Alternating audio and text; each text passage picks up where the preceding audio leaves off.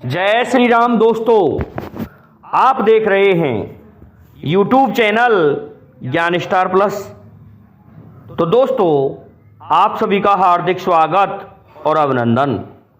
देखिए दोस्तों, आज हमने आपके लिए एक प्रश्न चुना है कि विश्वामित्र और वशिष्ठ जी कौवा कब बने थे।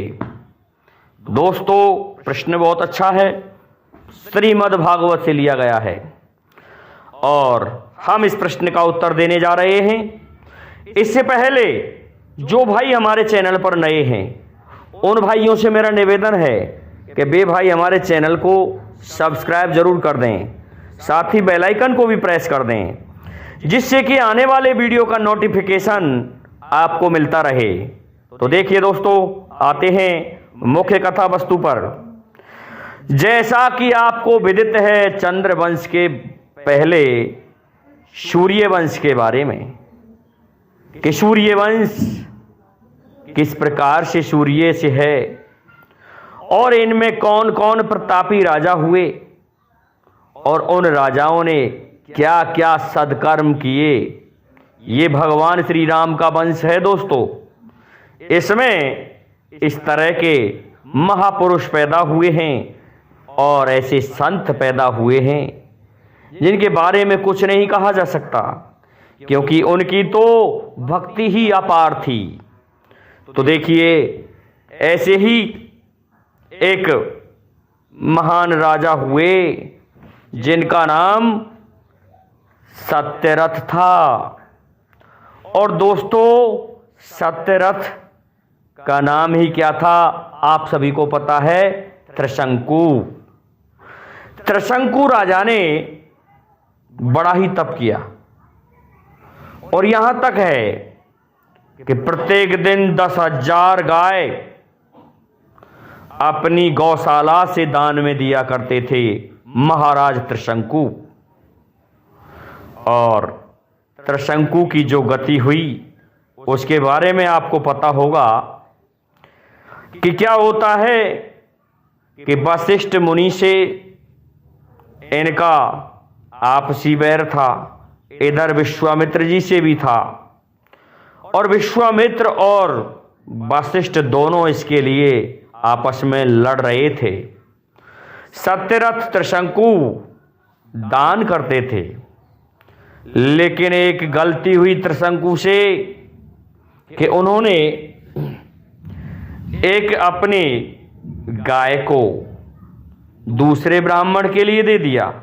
इस कारण से ब्राह्मण ने उन्हें श्राप दे दिया कि तुम अधोगति को प्राप्त होगे। लेकिन दोस्तों, त्रिशंकु के पुत्र हरिश्चंद्र हुए थे और हरिश्चंद्र के रोहित हुए थे।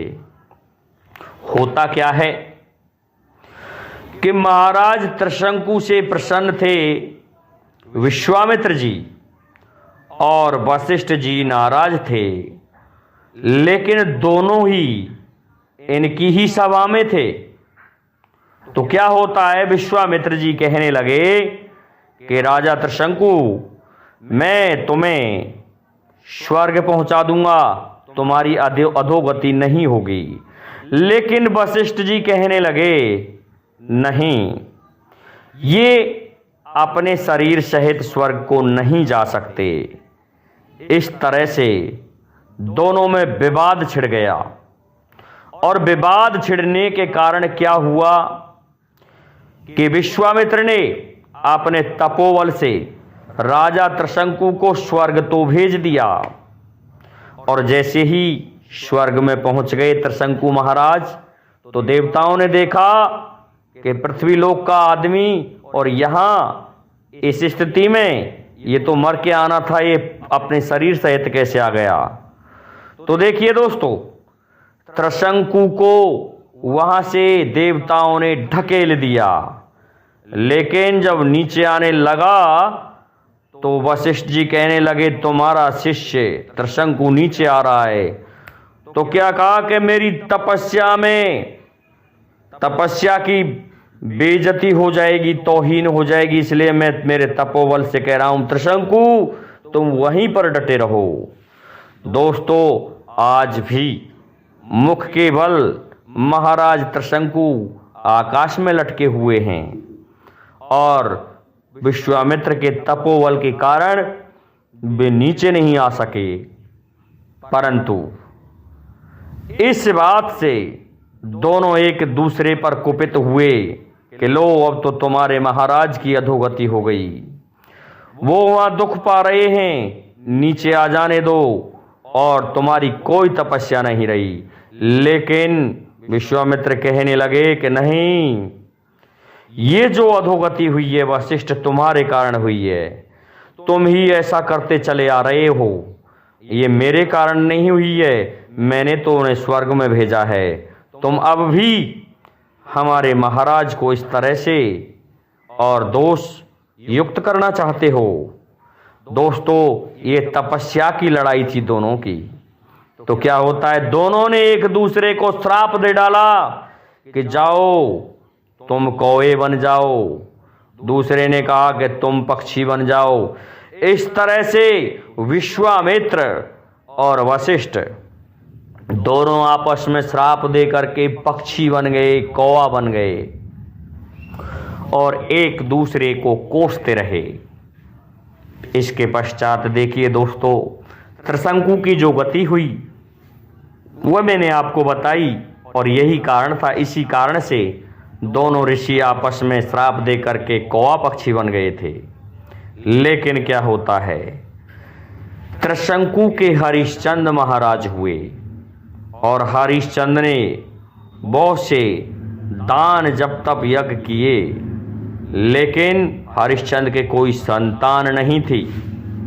जब इनके कोई संतान नहीं थी तो इन्होंने वरुण देव से कहा कि आप मेरे लिए एक पुत्र दो और उसी से तुम्हारा यज्ञ करूंगा, उसी के हाथों से करवाऊंगा। लेकिन होता क्या है, वरुण देव प्रसन्न हुए और उन्होंने कह दिया ठीक है, लेकिन मैं बलि ले लूंगा उस पुत्र की।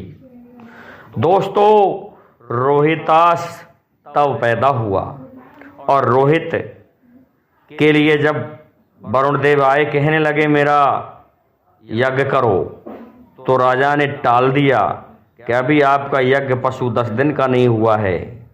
फिर आए वरुण देव तो कह दिया अभी दांत नहीं आए हैं। फिर कह दिया अभी दोबारा से दांत नहीं आए हैं। इस तरह से टालते रहे। पुत्र के फांसी में उनके गले में पड़ी थी पुत्र मोह की फांसी। इस कारण से महाराज हरिश्चंद्र वरुण देव को टालते रहे और वरुण देव नाराज हुए। और इस बात का पता जब चल जाता है किसको, रोहितास को, तो रोहितास वन में ही धनुष बाण लेकर के चला जाता है और वहाँ से नहीं आता है। लेकिन वरुण देव ने आक्रमण करके उन्हें ऐसा रोग उत्पन्न कर दिया जिसके कारण महाराज हरिश्चंद्र की दुर्गति होने लगी। और अंत में महाराज हरिश्चंद्र फिर पुनः ये सोचते रहे। तो देखिए, शुगर तक से जब वो आते थे रोहितास अपने नगर को, तो उन्हें इंद्र रोक दिया करते थे। इस कारण से दुख पाने लगे थे हरिश्चंद्र। फिर 7वें वर्ष में जब ये आए तो इन्होंने शुगर तक से उनके एक पुत्र को लेकर के और अपने पिता को भेंट किया कि इससे आप अपना यज्ञ पूरा कीजिए। तब यज्ञ किया महाराज हरिश्चंद्र ने और उस पुत्र की बलि दी। बलि देने के पश्चात फिर अपने रोग से मुक्त हुए। दोस्तों, इसी का परिणाम महाराज हरिश्चंद्र को भोगना पड़ा और यहाँ तक है उनकी बहुत परीक्षाएं हुई। अंत में ये खरे तो उतरे, लेकिन इन्होंने ये यज्ञ पशु वाला वरुण देव वाला कार्य इनसे अनुचित हो गया था। तो दोस्तों, उसमें भी विश्वामित्र ने हरिश्चंद्र की खूब परीक्षा ली थी। तो देखिए, एक दूसरे को श्राप देकर के कौवा बनना पड़ा वशिष्ठ और विश्वामित्र को। वो यही कारण था। कौन सा दोस्तों? त्रिशंकु वाला।